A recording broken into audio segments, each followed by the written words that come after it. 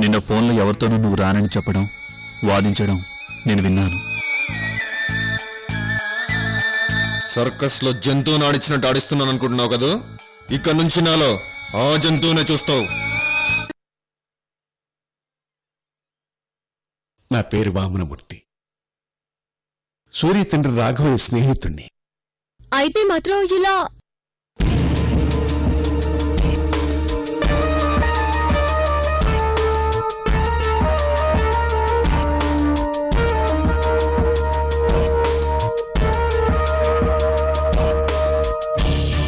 ఏం లేదమ్మా, వచ్చే నెల 10వ తారీఖున నా కూతురికి పెళ్లి. రాఘవయ్య కొడుకు కోడలు లేకుండా మా ఇంట్లో శుభకార్యం ఎలా జరుగుతుందమ్మా? అందుకే మీ ఇద్దరిని పిలుద్దామని వచ్చాను. పెళ్లికి నువ్వు సూర్య తప్పకుండా రావాలమ్మా. అలాగేనండి.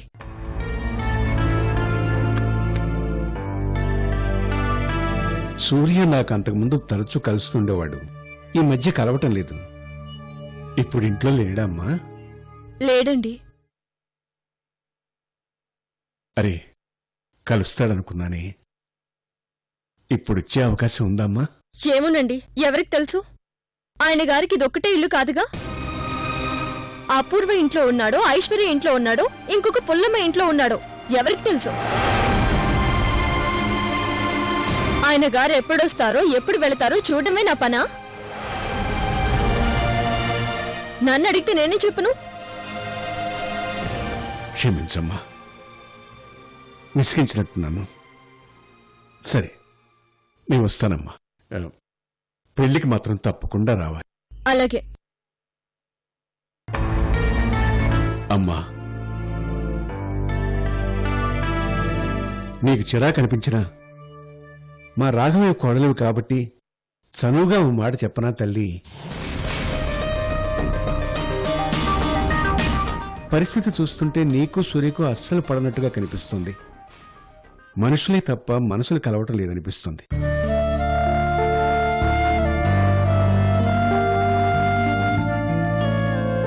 ఒకవేళ మీ మనస్పర్ధలకు కారణం అపూర్వ కాదు కదా?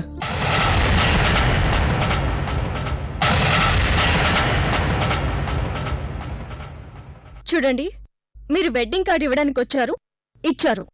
పెళ్లికి పిలవాలనుకున్నారు, పిలిచారు. అయిపోయింది. అయిపోయాక మీ పని మీరు చూసుకోవడం, మా మానని మమ్మల్ని వదిలేయడం పద్ధతి, సంస్కారం. మా కుటుంబ విషయాలు, వివరాలు మీకెందుకు? పెద్దవారు. ఎందుకన్నా నాతో ఎక్కువగా మాట్లాడించకండి ప్లీజ్. దయచేసి వెళ్ళండి. నీ బాధలో, నీ ఆవేశంలో అర్థం ఉందమ్మా. పక్కవాళ్ల కుటుంబ విషయాల్లో జోక్యం చేసుకోకూడదన్న ఇంగితం కూడా నాకుంది. కాకపోతే ఇందాక మీ మాటలు విన్నాక నాకు తెలిసిన ఓ నిజం నీకు తెలియకపోవటం వల్ల నీ కాపురం పాడవుతుందన్న బాధ నన్ను ఇలా మాట్లాడిస్తోందమ్మా. ఏంటి మీకు తెలిసిన నిజం? మాకు తెలియని మా కుటుంబ విషయాలు మీకెలా తెలుసు? సూర్య అపూర్వల పెళ్లి ఎలా జరిగింది, ఎందుకు జరిగింది, జరిగిన తర్వాత ఏమైంది?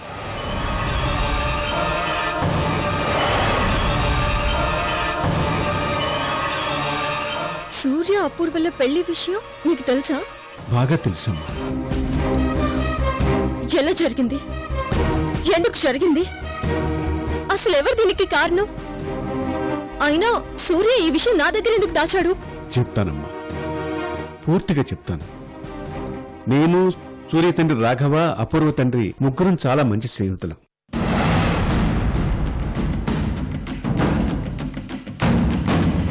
అపూర్వ వాళ్ళు బొబ్బిల రాజవంశీకులు, జమీందారులు.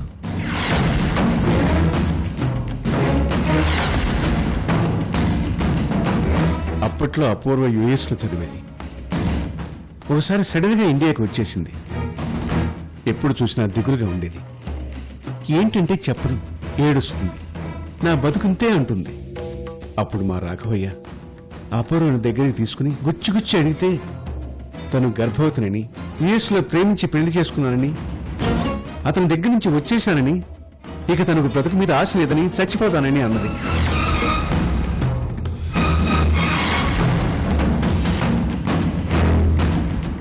రాఘవయ్య, కడుపులో ఉన్న బిడ్డ కోసమన్నా నువ్వు బ్రతకాలని, ఆ జీవిని చంపే హక్కు నీకు లేదని నచ్చజెప్పి తన కొడుకు సూర్యనారాయణని పిలిచి ఈ గర్భం విషయం తనకు కూడా చెప్పకుండా అపూర్వ యుఎస్ లో ఎవరినో ప్రేమించి పెళ్లాడింది, ఇక్కడ తల్లిదండ్రులకు ఆ విషయం చెప్పింది. వాళ్ళ అల్లుడిని తీసుకురమ్మనే సమయానికి వీళ్ళు విడిపోవటం వల్ల అపూర్వ ఆత్మహత్య చేసుకుంటానంటోంది.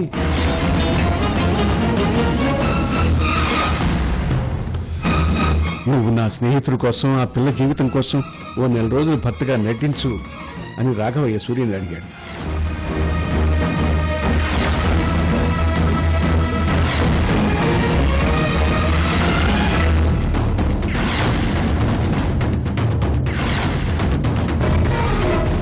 దీనికి సూర్య ససేవరా అన్నాడు.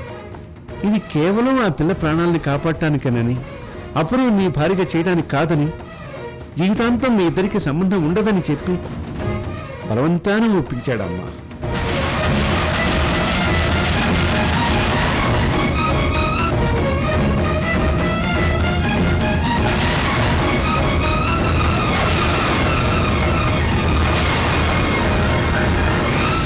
ఆవేశంలో ఆ తండ్రి తాళి కట్టమన్నాడు.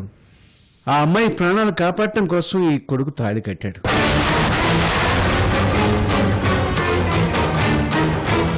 అది కూడా 3 ముళ్ళు వేసి ఉన్న తాళినే ఆ మెడలో వేశాడు, అంతేనమ్మా.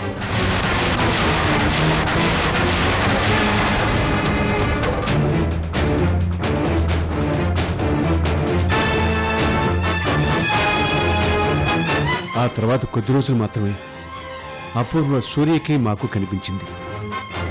ఆ తర్వాత మాయమైంది. ఆ తర్వాత ఆమె ఓ బిడ్డను ప్రసవించి చనిపోయిందని ఐశ్వర్య అనే ఆమె స్నేహితురాల ద్వారా మాకు తెలిసింది. జరిగిన విషయం అంతా తెలిసి అపూర్వ తల్లి తండ్రి మంచం పెట్టి చనిపోయారు.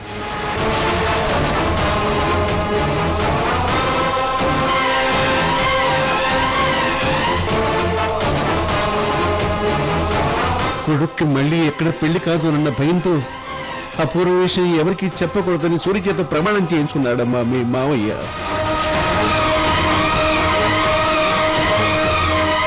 ఇదంతా మీ పెళ్లికి ముందు జరిగింది.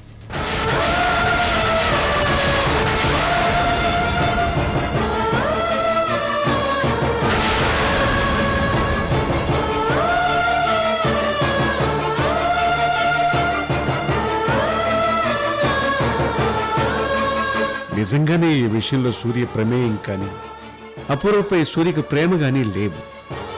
స్వార్థం, ద్రోహం అంతకన్నా లేవు. కేవలం ఆడపిల్ల ప్రాణాన్ని కాపాడటం తప్ప. ఇలా తాళి కట్టడం కరెక్టేనా అంటే ఆ ప్రశ్నకు సమాధానం నా దగ్గరే కాదు, ఆ తాళి కట్టించిన మీ మామయ్య దగ్గరే లేదు.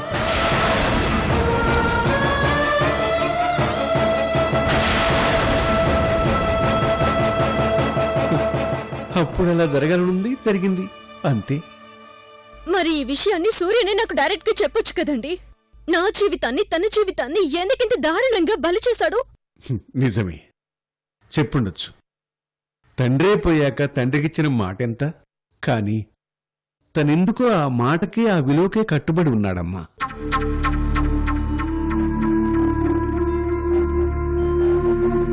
జీవితాన్ని నిలబెట్టేదే వ్యక్తిత్వం అని కొందరు నమ్ముతారు. వ్యక్తిత్వాన్ని నిలబెట్టుకుంటేనే జీవితం అని ఇంకొందరు నమ్ముతారు. ఇదే కరెక్ట్ అని ఎవరు చెప్పగలరు చెప్పమ్మా?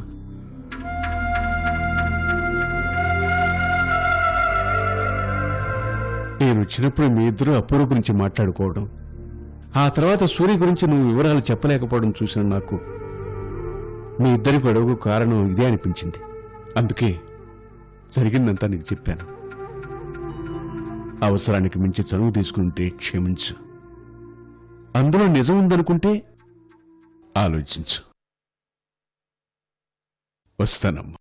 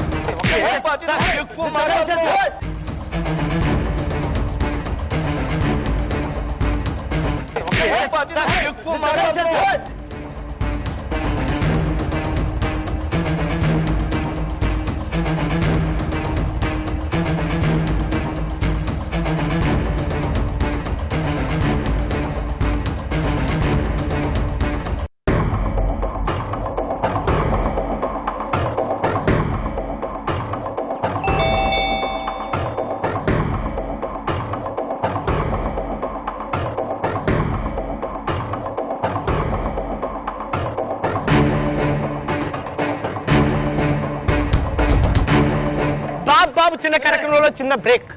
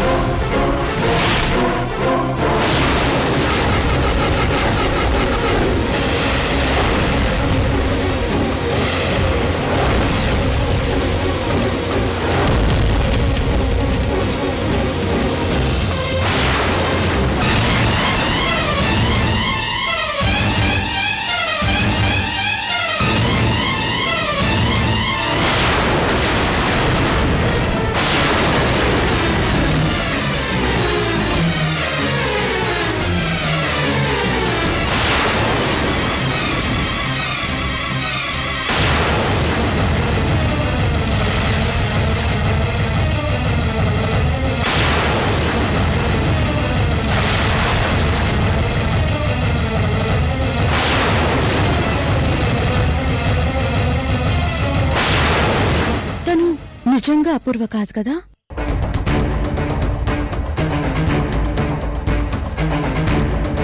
ఎవరండి మీరు? ఎవరు కావాలి? ఏంటిది? తను నన్ను గుర్తుపట్టలేదా? అపూర్వ నన్ను గుర్తుపట్టకపోవడమా? ఇంపాసిబుల్. తను అసలు అపూర్వే కాదు. అపూర్వ కాదు. హలో, మిమ్మల్నేనండి. ఎవరు కావాలి మీకు? ఇంట్లో రెడ్డి గారు లేరా? లేరు, బయటకెళ్లారు. నందిని హిల్స్ లో ఐశ్వర్య గారని ఓ మంచి మనసున్న మనుషున్నారు. ఆవిడ దగ్గరికి వెళ్లారు.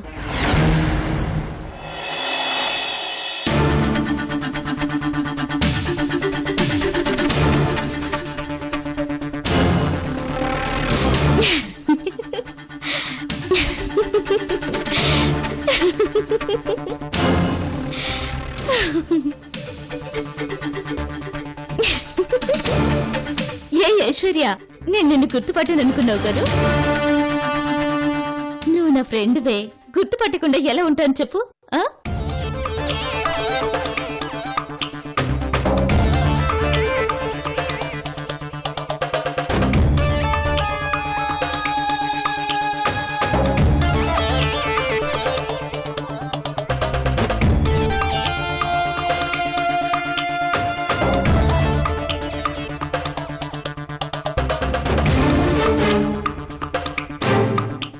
ఎవరు నువ్వు?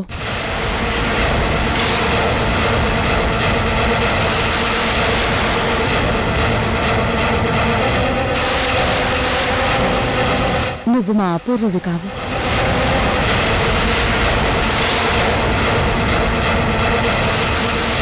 అపూర్వగా ఎందుకొచ్చావు?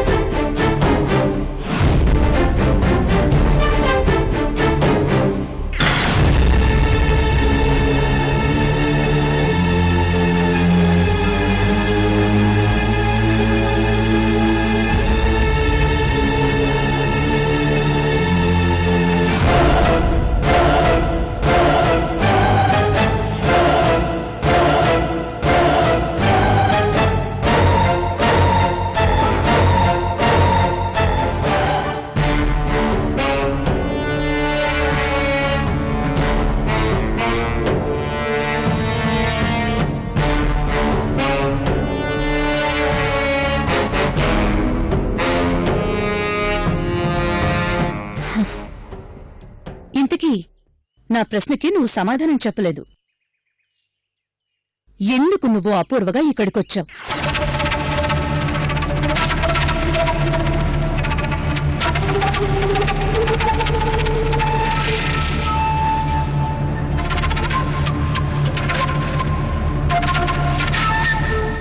ఆస్తి కోసమా?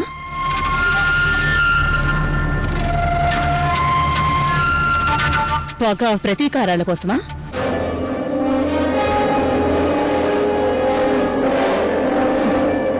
నాకు నీ నుంచి సమాధానం రావాలి. రానంత వరకు నిన్ను మోసగత్తగానే భావిస్తాను. చెప్పు, ఎందుకొచ్చావు?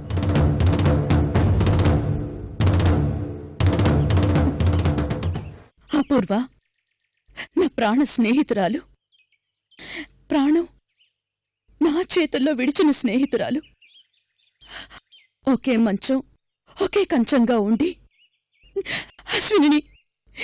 అశ్వినిని నా చేతుల్లో పెట్టి తను చావుని వెతుక్కుంటూ వెళ్ళింది.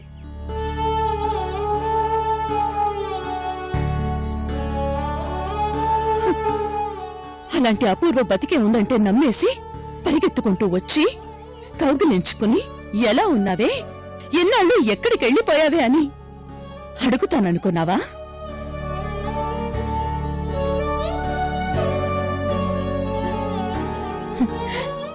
నాకే నీ గురించి ఎంత తెలిస్తే ప్రేమించి పెళ్లాడిన జగ్గప్ప గారికి అనుమానం రాకుండా ఉంటుందా?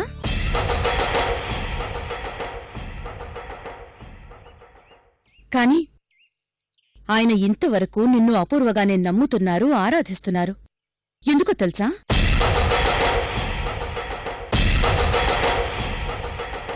నిన్ను తన భార్యగా కాదు, తన కూతురు అశ్వినికి తల్లిగా చూస్తున్నాడు.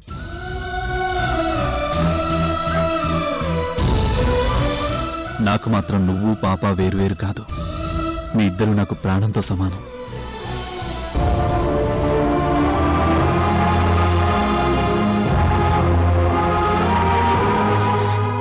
ఆ పసిపిల్ల నిన్ను అమ్మా అని పిలుస్తూ ఆనందంతో చిందులు వేస్తుంటే ఆ ఆనందంలో నువ్వు నిజమైన అపూర్వవా కాదా అన్న అనుమానాలు మర్చిపోయి బతుకుతున్నాడు.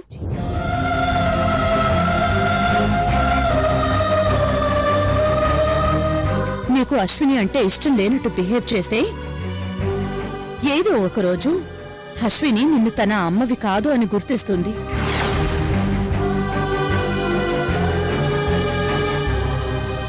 అలా గుర్తించిన మరుక్షణం నీ నాటకం ముగిసిపోతుంది.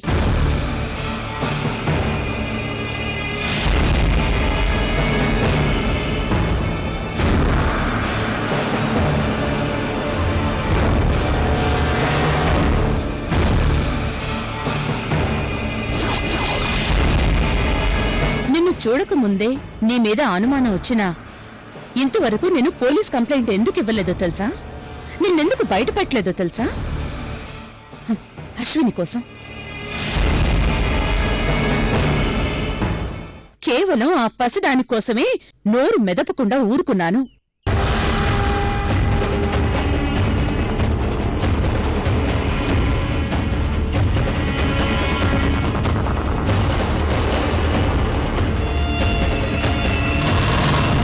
పైగా అలీఖ్య నిన్ను ఎక్కడో కాకుండా జగ్గప్ప గారింట్లో పెట్టింది అంటే తనేదో పెద్ద ప్లాన్ వేసుంటుందని నాకు తెలుసు.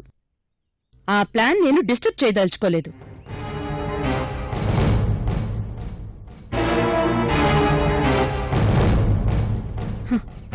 సరే, ఈ డిస్కషన్ అనవసరం. ఒక్క విషయం క్లియర్గా చెప్తాను విను. ఇప్పుడు నీ ముందు రెండు ఆప్షన్స్ ఉన్నాయి. ఒకటి, అశ్విని తల్లిగా జగ్గప్పకి భార్యగా, ఒక్క మాటలో చెప్పాలంటే అసలైన అపూర్వగా మిగిలిపోవడం.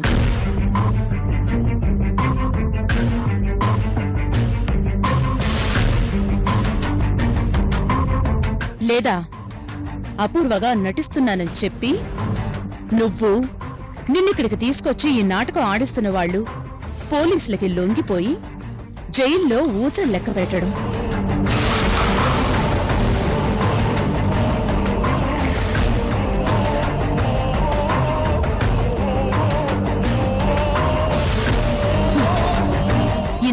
నాకు వేరే దారి కనిపించటం లేదు. నేను అపూర్వని కాను అని నువ్వు ఒప్పుకోని రోజు నేను పోలీస్ కంప్లైంట్ ఇస్తే అసలు నీకు బతుకే ఉండదు తెలుసా?